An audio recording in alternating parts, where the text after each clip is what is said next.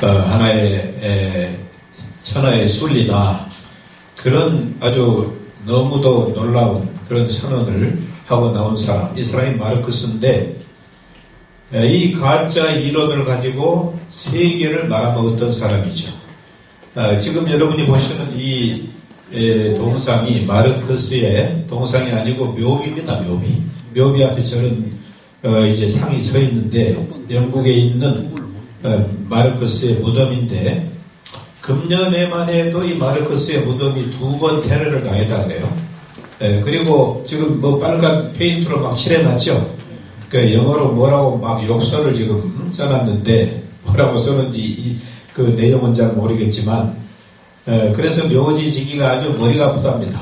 가끔 와서 그냥 망치로 때리기도 하고. 그런데 또 반대로 이것이 좌파들에게는 반드시 가봐야 할 성지가 되어 있습니다. 그래서 한국의 좌파들도 이곳을 가서 참배를 하는 그런 사람들도 더러 있다고 저는 알고 있습니다. 사람이 이제 어떤 사람이 진짜 참 사람인가 하는 것은 성경에 의하면은 열매를 봐야 된다. 진짠가 가짠가 열매를 보면 나무를 안다. 바로 이것이 마르크스의 열매라고 생각이 되죠. 그리고 마르크스의 그 자녀들이 뭐 정신병에 걸려주고 애들을 많이 낳는데 여러 여자에게서 애들을 많이 낳았어요. 그런데 자살한 사람, 정신병 걸려서 죽은 자식, 뭐 이혼한 자식, 일찍이 또 낳아서 성장을 못하고 어릴 때 죽은 자식, 그런 역사가 많습니다. 자, 이것이 하나의 열매가 아닌가 그렇게 생각을 해보지만, 그런 것만 가지고는 우리가 이 공산주의의 하나의 이론을 대항할 수가 없기 때문에 그런 말로서는 반공, 성공이 안 된다. 그래서 우리는 마르크스의 가장 핵심적인 이론, 이 이론을 격파해야 된다. 그래서 일찍이 참부모님께서 참 놀라운 그런 비판과 대안을 제시하는 그런 하나의 사명을 주셔서 이상한 선생님께서 이런 놀라운 책을 참으로 오래전에 우리에게 주셨는데, 우리가 이것을 제대로 잘 습득하지 못한 그런 책임 못한 자책을 가지고 이제 지금이라도 공부를 해봐야 되겠다. 저도 그렇게 생각을 합니다. 그러면 마르크스주의의 붕괴론에게는 세 가지의 하나의 그 소제목이 있는데, 이 세 가지의 내용으로서 이제 마르크스가 아니라 자본주의는 붕괴한다. 마르크스의 경제학의 핵심은 그 기초가 되는 노동가치설과 잉여가치설로 우리가 공부를 했습니다. 그리고 여기에서 이제 추출된 것이 자본주의는 그렇기 때문에 반드시 망한다, 붕괴한다. 그 구체적으로 어떻게 해서 붕괴하느냐, 세 가지의 하나의 그 내용을 가지고 자본주의는 붕괴한다. 그렇게 주장을 하고 있습니다. 이 세 가지가, 첫째는 이윤율이 저하가 된다. 자본주의 방식으로 경제를 하게 되면 하면 할수록 손해를 봐서 결국은 자본주의는 망한다. 그리고 두 번째는 빈곤이 증대가 된다. 그래서 망한다. 세 번째는 자본 집중의 법칙. 자본이 지금은 여러 사람이 소유하고 있지만 나중에 하다 보면 점점 작은 하나의 회사부터 망하기 시작해가지고 자본이 집중이 된다. 그래서 대기업이 자본을 독점하게 되고 결국은 이제 말하자면 하나의 자본 집중을 자본을 독식하고 있는 그런 기업과 그 다음에 전부 못 사는 노동자 농민과의 대결로서 최후에는 혁명에 의해서 망한다. 그렇게 이제 주장을 하고 있습니다. 과연 그것이 사실이냐 하는 것을 우리가 이론적으로 이제 들여다봐야 될 것 같습니다. 첫째, 이윤율 저하 경향의 법칙. 우리가 마르크스의 그 이론을 읽을 때, 특히 자본론, 이런 이론을 읽을 때에는 굉장히 주의해서 읽어야 되겠다. 저는 그런 생각을 많이 했습니다. 왜 그런가 하면 이윤이라고 하는 간단한 말도 우리가 생각하는 이윤이 아니에요. 이윤, 그래서 가로 해가지고 잉여가치 이렇게 돼 있죠. 그 왜 이윤이면 이윤이지 왜 잉여가치라는 말을 또 거기에다 붙였는가? 거기에는 굉장한 트릭이 들어있는 겁니다. 어떤 방향으로 사람을 속여서 끌고 가기 위한 하나의 속임수가 그 속에 침략이 숨어 있다라는 것을 우리가 알아야 됩니다. 그래 놓고 또 잉여 가치, 이윤이 얼마나 나느냐 하는 것을 이제 계산을 하는 그 식이죠. 그 식을 보게 되면 이게 그 밑에다가 노동의 착취도라고 또 해놨어요. 노동이 얼마나 착취가 되고 있는가 하는 것을 알 수 있는 공식이다. 그런 얘기죠. 그래서 결국 이 이론은 노동을 착취하는 것을 증명하는 그런 하나의 이론이라고도 말할 수가 있을 것입니다. 그래서 우리가 이미 배웠지만 노동에는 잉여 노동이 있고 필요한 노동이 있다. 잉여 노동이라는 게 이것이 이제 오직 모든 이유는 노동을 통해서만 생산이 된다. 기계라든가 뭐 다른 것은 전혀 어떤 이윤을 생산하지 못한다. 그런데 어떤 물건을 만들 때에는 그 노동자가 투입한 그 노동의 양에 의해서 그 가치가 결정이 되는데 그 물건을 만들기 위해서 필요한 노동이 예를 들어서 50이라고 하면 50보다 더 많은 노동을 자본가들은 요구한다는 거죠. 이것이 잉여 노동이에요. 그래서 그 속에 그 어떤 이런 물건을 만들 때 필요한 것이 50만 노동을 하면 되는데 예를 들어 5시간만 노동을 하면 되는데 10시간을 노동을 시켜가지고 나머지는 착복을 한다. 그래서 여기에서 착취라고 하는 개념이 나온다. 이것이 이제 기본적으로 따라다니는 공식이 되겠습니다. 이걸 잘 염두에 두시고 우리가 공부를 해야 된다. 그렇게 생각을 합니다. 그래서 이 법칙의 내용은 자본재적 생산의 목적, 이것도 말이 참 복잡하죠. 그냥 생산이면 생산이지 자본재적 생산 뭐 이렇게 여러 가지 그 속에 트릭이 숨어 있다고 저는 생각을 합니다. 어쨌든 자본가들의 어떤 물건을 생산하는 목적은 이윤을 위해서 생산한다. 이윤, 가로, 잉여가치 여기에 또 트릭이 숨어 있죠. 그래서 이윤을 위해서 자본가들은 생산을 하는데 그러면 그 이윤이 증대가 돼야 자기에게 돌아오는 것이 많을 거 아닌가. 그래서 자본가들은 오로지 이윤을 어떻게 하면 많이 남길 것인가 하는 것이 하나의 목표라는 거죠. 그 이윤을 증대시키는 데에는 두 가지 방법이 있다. 마르크스의 설명입니다. 우리의 상식적인 생각이 아니고 마르크스의 생각이다라는 걸 여러분이 염두에 두고 생각을 해야 됩니다. 마르크스의 생각을 따라가다 보면 굉장히 이해하기가 복잡하고 어려운 잘 이해가 안 되는 그런 부분들이 있어요. 그런 부분을 그냥 좌파들은 그냥 따라가는 것입니다. 자기의 이성을 가지고 비판하고 판단하고 어떤 그 선악을 분립하는 그런 하나의 과정을 거치지 않고 마르크스의 쇠뇌가 돼서 따라가는 거예요. 그래서 결국은 마르크스의 꼭두각시가 된다. 저는 그렇게 생각을 하는데 어쨌든 이윤 증대의 방법은 잉여노동의 증강, 이 잉여노동을 더 많이 더 강도를 높이고 시간을 더 많이 하는 것, 그럴 때 이윤이 증대가 된다. 그러기 위해서는 잉여노동의 시간을 연장해야 된다. 이 두 가지 방법이죠. 강도를 증강을 시키고 노동시간을 연장한다. 이런 방법에 의해서 이윤이 증대가 된다 하는 얘기죠. 그럼 잉여노동시간을 연장시키는 방법은 뭐냐? 그것은 하루에 예를 들어서 8시간 일을 하게 돼 있으면 10시간 일을 시키면 될 거 아니냐? 우리가 간단히 그렇게 생각할 수 있지만 이것은 요즘에는 노동법 때문에 불가능하다.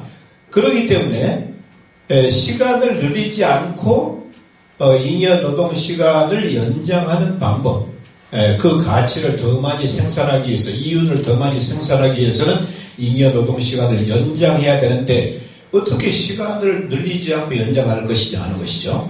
그러기 위해서는 필요노동 시간을 단축하는 것이 방법이다. 이 필요노동 시간이라고 하는 것을 우리가 이해해야 됩니다. 필요노동이 뭐죠? 필요노동. 필요노동은 아까도 얘기했지만 이 물건을 만들 때 자본가들은 8시간 일을 시키는데 이것을 실제로 노동자들이 이걸 만들 때에는 5시간밖에 필요가 없다. 이게 필요노동이에요. 그리고 필요노동은 적다는 거죠. 그 차이를, 이제 5시간이 넘어가는 그 차이를 잉여노동이다. 그래서 그것을 착복한다는 거죠. 그래서 이것을 더 적은 시간에 그 똑같은 상품을 만들어낼 수 있다면 이윤을 더 증가시킬 수가 있다. 이해가십니까? 여기까지?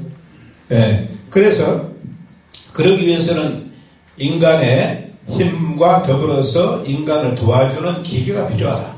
그래서 성능이 좋은 기계를 도입을 하게 되면 생산성이 증가가 되고 그래서 이윤이 증가가 된다. 이건 뭐 우리가 간단하게 너무나 잘 우리 주변에서 보는 내용이니까 최신 기계를 우리가 도입을 하게 되면 예를 들어서 얼마 전에 제가 TV를 보니까 옛날에는 그 요즘에 시골 프로가 많이 나오는데 그 어디 뭐 유명한 꽃감 산지에서 감을 깎더라고요. 옛날에는 전부 식구들끼리 앉아가지고 손으로 깎았잖아요. 꽃감을. 그런데 지금 기계가 나와가지고 그냥 거기다 넣고 그냥 스위치만 누르면 지가 알아서 깎더라고. 그러니까 10배, 100배 더 빠르다고 하지. 이렇게 기계를 투입을 하게 되면 생산성이 제고되고 이윤이 증가된다. 이건 너무나도 간단한 상식인데, 근데 여기서 이제 우리가 한 가지 분명히 짚고 넘어갈 문제는 이 기계는 이것은 이윤을 생산하지 못한다라는 것이 마르크스의 전제예요. 이게 속임수라는 거죠.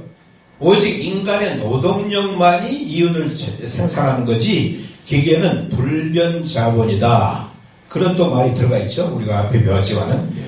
그래서 이것은 기계는 그 기계가 예를 들어 10년을 쓴다면 그 10년을 오늘 하루 그 기계가 마모되는 그 하루 감가 삼각비라 그러죠.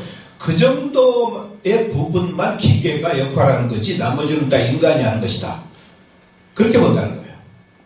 감가상각분 이해가시죠?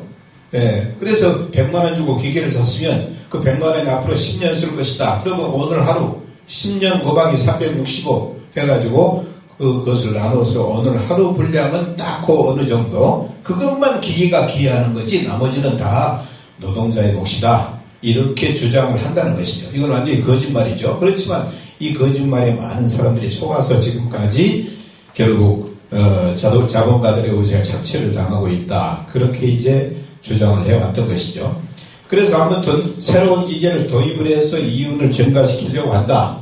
자연스러운 현상이죠. 그 자본가들이 이제 이윤을 놓고 경쟁을 하죠. 그러면 어떤 A라는 사람이 기계를 도입을 해서 이윤을 많이 남겼다. 그러면은 다른 사람도 그 사람과 경쟁을 해야 되니까 그 사람보다 더 좋은 기계를 또 도입하겠죠. 그래서 늘 새로운 기계, 이걸 이제 도입을 하는 경쟁이 시작이 된다. 그래서 판로를 개척을 하기 위해서 자본가들이 경쟁을 하게 되면 어떻게 되느냐? 가격이 하락이 된다. 그래서 또다시 더 이제 그 상황을 극복하기 위해서 자본을 축적하고 더 많은 돈을 투입을 해서 더 좋은 기계를 도입을 계속 하다 보니까 이윤율은 가면 갈수록 하락이 된다. 상당히 그럴듯하죠. 그러나 현실과는 맞지가 않다는 것이죠.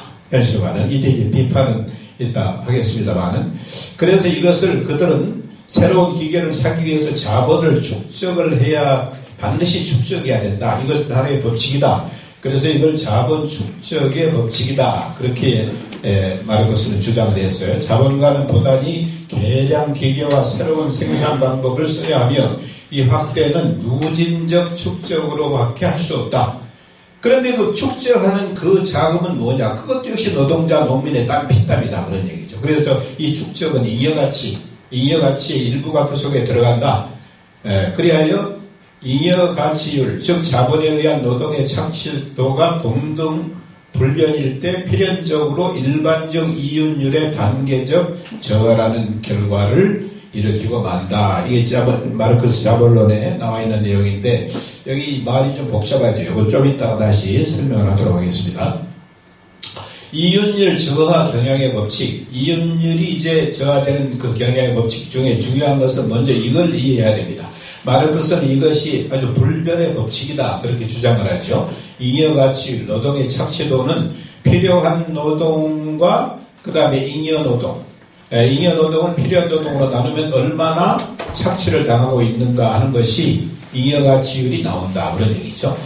그래서 이것이 이제 이것을 전제로 하고 그리고 이제 여기 기계, 불변자본이라고 하는 기계를 투입을 하게 되면 불변자본과 필요한 노동, 필요 노동을 이제 합쳐서 잉여노동이 여기에서 계산을 하게 되면 이윤율이 적어질 수밖에 없겠죠. 왜? 이게 분모가 점점 더 커지니까 이게 적어지지 않겠어요? 이렇게 마르크스는 주장을 했다는 거죠. 이게 그래서 필연적으로 이윤율은 저하될 수밖에 없다. 따라서 자본의 이윤율 저하로 인해서 결국 자본가는 도산을해서 자본주의는 붕괴한다. 이렇게 주장을 합니다. 여기에 이제 맹점은 뭐냐? 이 불변 자본, 기계가 전혀 가치를 생산하지 못한다. 라는 데 있는 것입니다. 예. 자, 그럼 여기서 한 걸음 더 들어가서 이제 듣다 보도록 하겠습니다. 이 법칙에 대해서 비판. 현대사회의 우선 현실을 보자. 현대사회 현실은 많은 기계를 도입을 하고 더 최신 기계를 도입을 할수록 이윤율이 기계 가격 때문에 마르크스는 저하된다라고 감소된다라고 주장을 했지만 오히려 반대로 증대한다. 그렇죠? 한 시간에 이런 것을 옛날에 손으로 노동자가 만들 때에는 뭐 하루에 뭐 10개를 만들었다면 기계가 만들면 100개, 1000개도 만들지 않아요. 그러니까 현실적으로는 기계가 투입이 될수록 이윤율은 증대가 되고 그래서 그 결과적으로 선진 자본주의 국가가 번영하고 있는 것이 현실이다. 예를 들어서 미국과 소련의 경제를 간단하게 비교해봐도 우리는 잘 알 수 있는 내용이고 특히 한국과 북한의 경제력, 경쟁, 비교 이것은 자본주의와 사회주의의 하나의 경제력의 경쟁이다라고 볼 수가 있는데 사실 해방 직후에 북한의 경제력과 남한의 경제력은 우리가 잘 알다시피 모든 공업 기지라든가 산업 생산이 뭐 그 당시에는 그렇게 차원 높은 정도는 아니었지만 북한이 훨씬 우세했잖아요.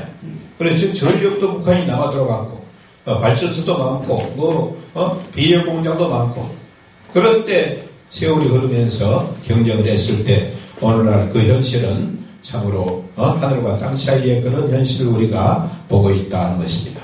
좌파들은 평양에 갔다 와서 평양이 기가 막힌 도시가 됐다. 뭐 세계적인 도시다. 그렇게 주장을 하고 있지만 이것은 하나의 그들이 선전을 위해서 전략적으로 만들어 놓은 하나의 소품에 불과한 것이다. 실제로는 이것이 북한의 경제력의 현실이다. 장마당이죠. 장마당.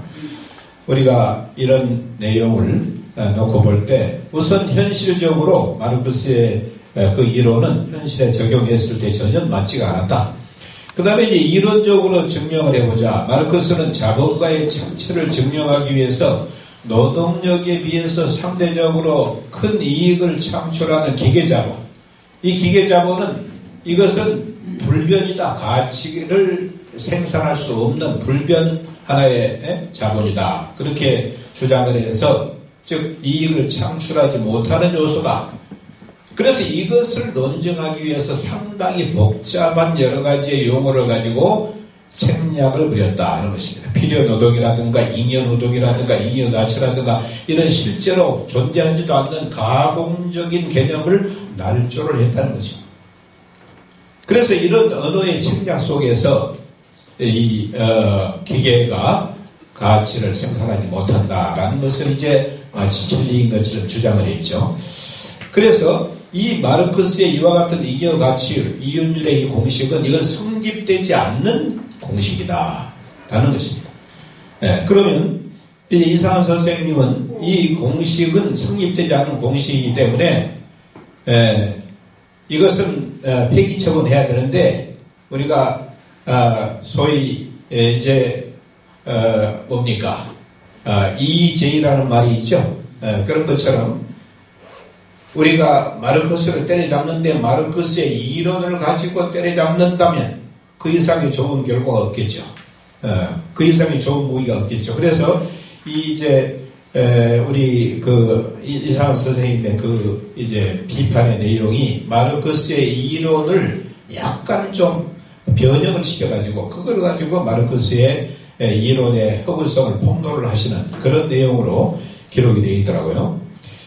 그래서 기계는 우선 노동력 이상으로 이윤을 창출하는 우수한 가변 자본이다. 그것은 마르크스는 말하기를 기계는 불변 자본이다.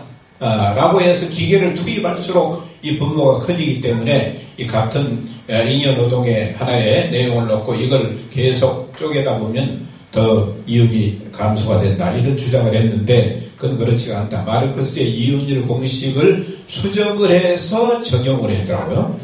마르크스의 잉여 가치율, 노동의 착취도는 이런 공식인데 이것은 이렇게 바꿔야 된다는 거예요. 예.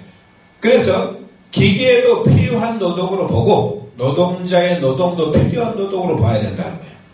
아까 우리 이창렬 선생님 읽으실 때 이제 옆에 자세하게 그 토가 안 떨어져 있기 때문에 그냥 V 뭐 이렇게 되어 있으니까 우리가 그 뜻을 모르고 읽어서 그런데 이건 기계라고 생각하시면 됩니다. 그래서 기계도 이윤을 창출하는 데 필요한 노동이고 그 다음에 노동자의 노동도 필요한 노동이다. 그래서 전체 노동 시간과 이렇게 이제 결부해서 식을 정리를 하게 되면 이 기계가 들어감으로 말미암아 많은 이제 가치가 창출이 되는 그런 결과를 가져오게 된다. 그래서 오늘날 노동은 기계에 비해서 이윤 생산성이 여기서 한 걸음 더 들어가서 노동이라고 하는 것은 기계에 비유한다면은 생산성이 아주 현저히 낮은 것이기 때문에 오히려 노임을 불변자본으로 봐야 된다. 거꾸로 뒤집었어요. 그래서 노임을 불변자본으로 보고 기계를 가변자본으로 기계자본으로 본다면 노임 플러스 불변자본 플러스 기계자본 그래서 이윤을 나누게 되면 이 공식은 성립한다. 이렇게 주장을 했어요. 자, 그래서 이걸 도입을 하게 되면 이 기계는 노임과 기계 삼각금 이 기계 자본이라는 것은 기계가 이제 예를 들어서 10년을 쓴다. 그러면 그 10년 나누기 오늘 하루 기계의 그 마모분이 들어가야 되겠죠. 그 오늘 하루 기계의 그 삼각금과 노임이 플러스가 되고 그래서 이윤을 나누게 되면 이것이 이윤율의 진정한 공식이 된다. 그렇게 설명이 되어 있습니다. 그래서 이 공식을 생산에 한번 적용을 해보자. 우리가 이제 공식을 얘기하게 되면 굉장히 좀 머리가 복잡합니다. 이것을 실제로 적용을 한번 해보자. 그래서 아까 그 자세한 이해가 나와 있지 않습니까? 세 가지 이해가. 그 낡은 기계와 새로운 기계를 비교를 해서 어떤 것이 더 이윤이 높은가?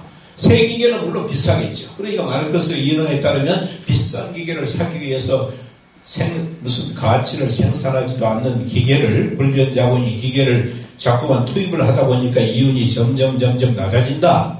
이것이 마르크스의 이론인데 자 진짜 그런가? 새 기계가 더 이윤을 창출하는지 낡은 기계가 더 이윤을 창출하는지 한번 보자 그런 얘기입니다. 그래서 첫 번째 예는 두 기계 앞에 기계는 낡은 기계, 뒤에 기계는 최신 기계 이렇게 생각하시면 됩니다. 두 기계의 생산물의 양질이 생산을 해보니까 같다면 어떤 이런 생산물을 만들었는데 두 기계로 다 만들었는데도 생산물이 양이나 질이 똑같다면 반드시 새 기계의 삼각금이 적다. 삼각금, 감가상각금이죠. 이해가시죠? 오늘 하루 그 기계가 여기에 투입된 말하자면 10년 쓴다면 오늘 하루로 나눠서 오늘 하루 들어간 그 삼각금이 낡은 기계는 더 크고 최신 기계는 삼각금이 적다. 왜냐하면 새 기계는 낡은 기계에 비해서 적게 마멸이 된다. 그래서 새 기계의 이윤율이 증대가 된다. 새 기계로 만든 이윤율이 더 높다는 말이죠. 이해하십니까? 그건 뭐 복잡하게 얘기를 해서 그렇지 실제로 해보면 간단한 얘기 아니에요. 새로운 기계로 투입을 하니까 곡감을 깎아도 옛날에는 하루에 뭐 100개를 깎았는데 이번엔 1000개를 깎을 수 있는 기계가 나오잖아요. 간단한 얘기를 이렇게 마르크스는 복잡하게 주장을 해놨기 때문에 우리가 사실은 혼란이 오는 것입니다. 그 다음에 두 번째 경우 노임과 기계 삼각금이 같다면 그 노동자에게 주는 노임하고 기계 삼각금이 두 기계가 다 같다고 한다면 반드시 새 기계로 만든 상품의 양과 질이 낡은 기계로 만든 것보다 더 나을 것이다. 이것도 간단한 얘기 아닙니까? 새 기계로 만들면 더 품질이 좋죠. 그 다음에 더 많이 만들죠. 그래서 새 기계는 낡은 기계보다 성능이 좋기 때문에 생산물의 양과 질이 향상이 된다. 그래서 새 기계의 이윤율이 증대한다. 마르크스는 새 기계를 살수록 이윤율이 떨어진다. 그래서 자본주의는 망한다. 그랬는데 실제로 해보니까 그게 아니라는 거죠. 반대로 간다는 거죠. 거짓말이다 하는 얘기죠. 그 다음에 세 번째 예는 새 기계 생산물의 양과 질이 향상이 되고 양질로도 좋아지고 세기계로 만들어 보니까 그 다음에 상가금도 적다면 어떻게 되겠는가? 세 가지가 다 요소가 다 비용이 감소가 됐다면, 그리고 질량이 향상이 됐다면 어떻게 되는가? 새 기계는 낡은 기계보다 성능이 좋기 때문에 생산물의 양질도 향상이 되고 마모도 좋게 된다. 사실은 이게 맞죠. 세 번째 얘기가. 그렇죠? 예, 우리 이상호 선생님은 첫 번째, 두 번째 이렇게 자꾸 우리의 이해를 돕기 위해서 나누어서 비교를 하셨지만 사실은 이 세 가지가 다 적용을 해야 되겠죠. 그래서 이윤율이 현저히 향상한다. 결론은 생산력이 발달할수록, 즉 기계가 생산력, 생산수단이 발달할수록 이윤율은 놀랍게 상승한다. 이것이 자본주의 번영의 원인이다. 그렇게 우리가 봐야 할 것입니다. 그것이 현실이죠. 밑에 있는 사진은 저 아프리카에 가 있는 현대자동차 사진입니다. 네, 아프리카에 진출한 우리 현대자동차. 이게 어딘가 하면 이디오피아입니다. 이디오피아. 네, 저 이디오피아에 있는 그 노동자들이 자동차 한 대를 그냥 아무 기계 없이 그냥 마음치로 두들겨서 만든다고 생각을 해보세요. 한 대를 만들려면 얼마나 걸리겠습니까? 그런데 이런 최신 하나의 산업시설, 생산 시스템이 들어가게 된다면 얼마나 효율이 높겠습니까? 이 한마디로 다 끝난다고 생각합니다. 그래서 마르크스의 말은 완벽한 거짓말이다 하는 것을 우리가 알 수가 있습니다. 그 다음에 두 번째 마르크스의 주장, 빈곤 증대 법칙. 빈곤이 증대돼서 자본주의는 결국은 망한다 그런 얘기죠. 이 법칙의 내용이 뭐냐? 이윤, 잉여가치 생산에 대한 마르크스의 전제가 있어요. 전제. 이 전제가 이제 속임수예요. 노동력만이 이윤을 생산한다. 기계는 생산하지 못한다. 가변자본, 노동력만이 생산하고 불변자본, 기계는 그 기계의 마모분만 거기에 그냥 생산품에 거기에 얹어 있을 뿐이다. 아주 묘한 그런 표현을 했죠. 그 다음에 기계는 자신의 상실한 가치만을 생산물에 옮겨 놓을 뿐. 여기 나오네요. 아무런 이윤도 만들어내지 못한다. 자본가가 이윤을 올리는 방법은 임금을 내려서 착취하는 길뿐이다. 이 말을 하기 위한 전제. 자본가는 다른 데에서는 이윤을 생산하지 못하니까 오직 노동자의 피땀을 뺏는 것으로서만이 자본가는 이윤을 창출할 수밖에 없다. 이 말을 하기 위해서 위에 거짓말을 한 거죠. 자, 이렇게 전제를 하고서, 그래서 언제나 임금과 이윤은 상반관계다, 모순관계다. 그런 얘기예요. 임금이 올라가면 어떻게 됩니까? 이윤은 떨어지고, 노동자의 임금을 올려주면 자본가 입장에서는 이윤이 내려간다는 얘기예요. 전제를 저렇게 해놓으면. 예, 그리고 그렇기 때문에 자본가가 할 수 있는 일은 임금을 절대 올릴 수 없는 거예요. 그러니까 임금은 지속적으로 내려가게 할 수밖에 없고, 그 다음에 더 많은 이윤을 보기 위해서는 성능이 좋은 새로운 기계를 도입을 해야 된다. 그러니까 새로운 기계를 도입하다 보니까 노동자가 필요 없겠죠. 과거에는 100명 여기에 어떤 물건을 만드는데 필요했다는 기계가 이제 들어와서 성능을 막 발휘하기 시작하니까 노동자가 그만큼 필요 없다. 그러니까 해고를 한다. 해고. 예, 그래서 노동자의 해고가 지속이 된다. 경제가 발전할수록. 그 다음에 자본이 어떻게 되느냐. 그런데 자본가끼리 또 경쟁하다 보니까 더 좋은 기계를 또 도입을 하는 자본가가 생기겠죠. 그래서 그 자본가와 경쟁하려고 하니까 자본이 더 많이 있어야 돼요. 더 좋은 기계를 사야 되니까. 그래서 자본이 집중이 되고, 그래 대자본가의 수가 점점 감소한다. 그리고 빈곤과 착취의 정도는 점점 더 증대가 된다. 이렇게 주장을 하는 것입니다. 자, 그렇게 해서 결국은 부가 이제 빈곤이 증대가 돼서 자본주의는 망한다. 그런 얘기인데, 이 법칙에 대한 비판은 첫째, 선진 자본주의의 현실이 이 이론의 모순을 증명하고 있다. 선진 자본주의는 부단한 임금 인상으로 오히려 많은 이윤을 창출. 그리고 그 임금도 마음대로 자기가 내릴 수 없다는 거예요. 요즘에는 노동조합과 반드시 어떤 상의를 해야 되고, 그래서 합의를 봐야 되기 때문에 임금은 항상 요즘에 추세를 보게 되면 내려가는 게 없어요.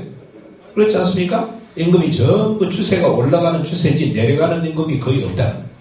그래서 이것은 일방적으로 인하가 불가능하다. 예를 들면 요즘에 노동자들이 이제 억대 임금을 받는 노동자들이 많이 있다 그러지 않습니까?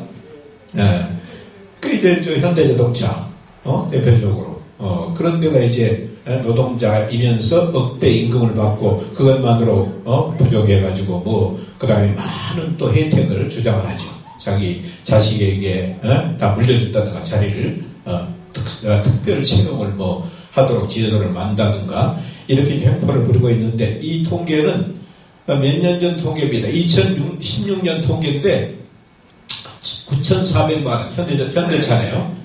2016년에 9,400만 원. 그런데 다른 또 작은 기업은 3천만 원 연봉 이런 기업도 있죠.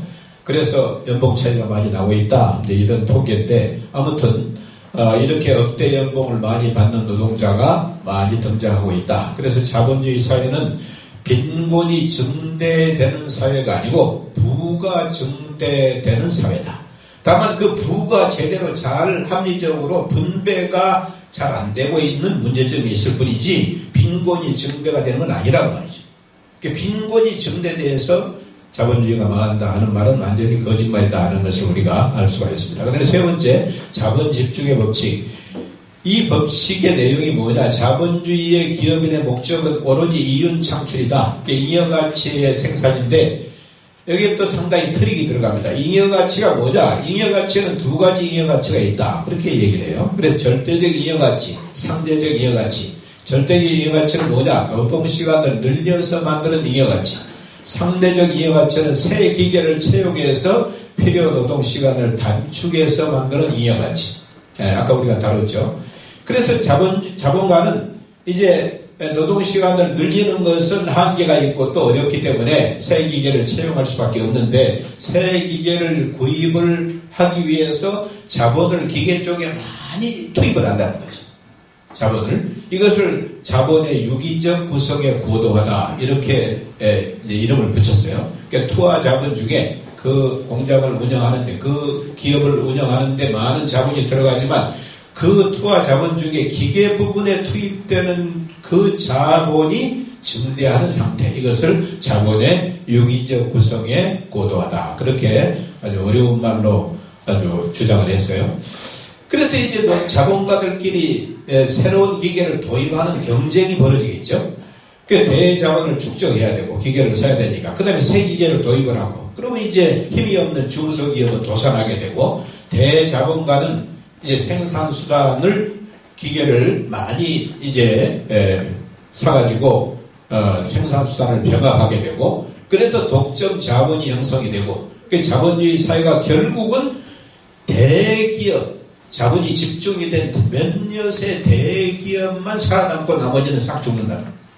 그래서 결국은 노동자는 다 이제 일자리가 없으니까 쫓겨나게 되고 기계 때문에 그래서 결국은 두 계급으로 나중에 나눠지게 된다. 그런 얘기죠. 대자본가와 프롤레타리아 이런 두 계급 부르주아와 프롤레타리아 요 두 계급으로 결국은 나눠져서 결국 노동자들이 단결할 수밖에 없고 그 단결해서 결국 오로지 하나의 해결책은 노동자가 권리에서 자본가를 타도해서 혁명으로 폭력혁명으로 이 자본가를 뒤엎을 수밖에 없다. 이것이 이제 폭력혁명의 정당성을 주장하기 위한 그런 하나의 사기적인 그런 이론이다. 그렇게 우리가 봐야 할 것입니다. 그 자본 집중의 법칙은 모든 자본이 소수의 대자본가의 손에 집중되는 것을 말한다.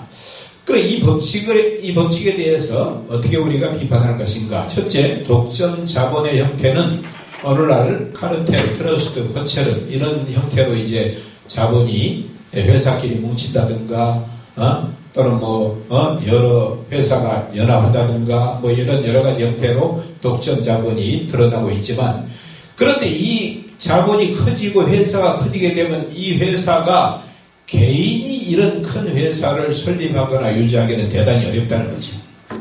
예를 들어 세계를 커버할 수 있는 그런 생산을 하기 위해서는 얼마나 많은 자본이 필요하겠습니까? 예를 들어 삼성전자. 그럼 삼성전자가 세계를 상대로 장사해야 되는데 자기 이건이나 또는 누구죠? 삼성,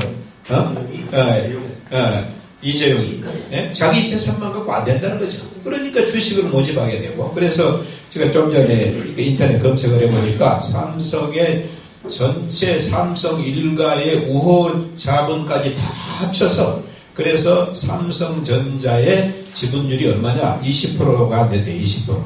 거의 20%, 요즘에 조금 한 1% 올랐다고 하는데, 자사주를 소각을 해서 뭐 1% 올랐다 그렇게 얘기하는데, 한 20%가 안 된다. 이제 그렇게 주장을 하고, 그래서 좌파들은 그게 네 거냐? 뭐 20%도 안 된 것 가지고 네가 왜 네 맘대로 하냐? 뭐 이래가지고 그걸 또 뺏어보겠다고 하는 그런 좌파도 있습니다만은, 아무튼 기업이 발전되게 되면 이렇게 거대 자본 회사가 될 수밖에 없기 때문에 필연적으로 기업은 주식회사라고 할 수밖에 없다. 이 주식회사라고 하는 건 뭐냐? 주주들이 공동 출자로 전부 이익을 공동으로 분배받고 그 생산수단도 공유하는 거죠. 공유. 자기의 지분만큼 내 것이 되는 거지. 그러니까 여러분도 삼성전자의 주인이 될 수 있지 않습니까? 주식을 사면 되는 거예요. 주식만큼 그 기업은 내 것이 되는 거죠. 그래서 공유하게 된다. 그러면 사회주의 체제와 공유한다는 의미에서 공산주의, 즉 사회주의의 시스템과 그 다음에 이 주식회사의 시스템이 비슷하죠. 사회주의의 소유 형태로 본다면 비슷한데, 그럼 무슨 차이가 있느냐? 그 차이는 공산주의는 전국에 있는 기업을 정부가 완전히 독점 자본가와 같은 체제가 공산주의다.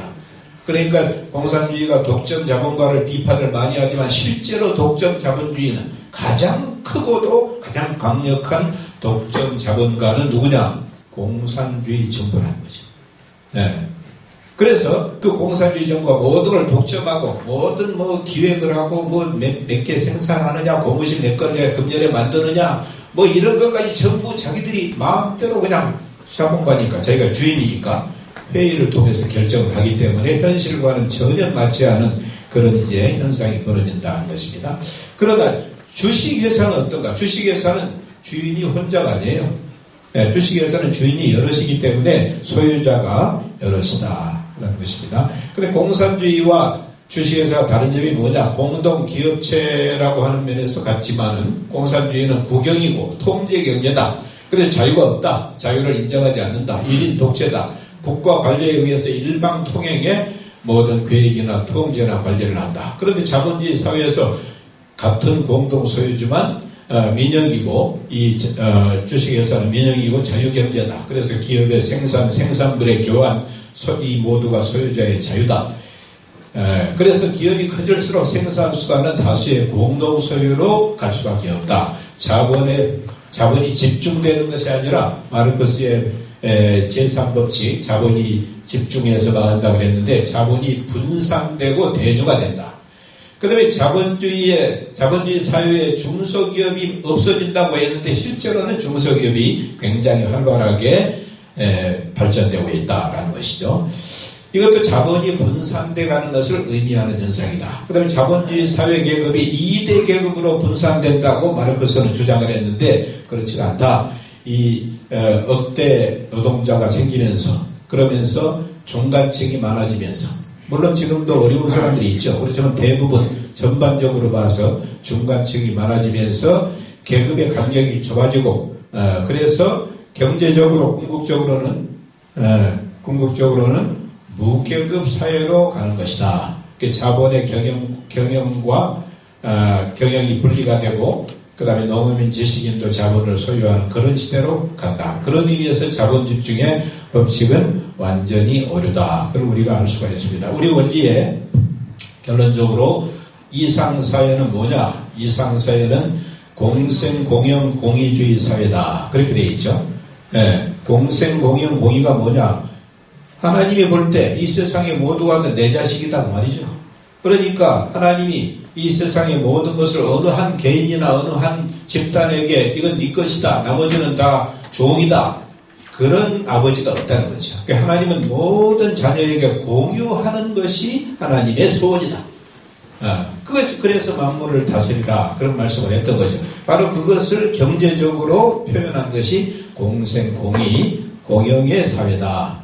그래서 어떤 의미에서는 자본주의가 이 주식회사의 시스템이 바로 그런 하나님의 이상사회를 지향하는 하나의 경제적 대안이고 방향이다. 다만 그것을 많은 이윤을 창출해서 그것을 어떻게 분배하느냐, 공정하게 분배하느냐 하는 것은 이제 우리가 이제 원리를 통해서 이루어진 그런 하나의 인격적인 그런 하나의 경영진, 원리적인 그런 판단을 하는 그런 이제 경영진들이 그것을 경영을 함으로 말미암아 공정한 분배가 되지 않겠는가, 그런 말씀을 드리면서 강의를 마치겠습니다.